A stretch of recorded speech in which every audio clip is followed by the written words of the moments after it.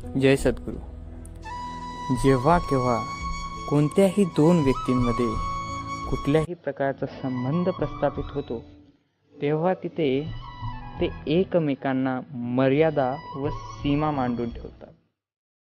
आणि या सीमा किंवा मर्यादा जर दोघांपैकी एकाही व्यक्तीने मोडल्या तर तिच्यातून जन्म घेतो तो क्रोध.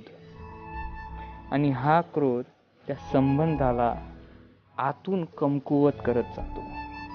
मग सीमा आणि मर्यादा हे संबंधांमध्ये महत्त्वाच्या आहेत? याचं उत्तर काय?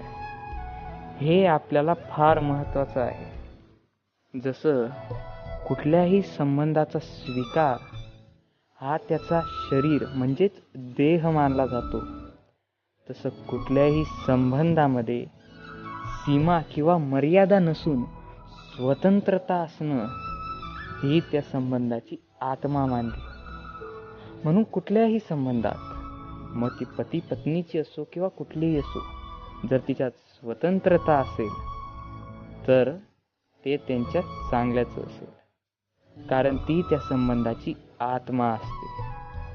मित्रहो, आजचा हा व्हिडिओ आपला होता संबंध, सीमा व प्रतिमावर. भेटूयात पुढच्या व्हिडिओमध्ये ग्रंथसाराच्या एका नवीन आशयासोबत.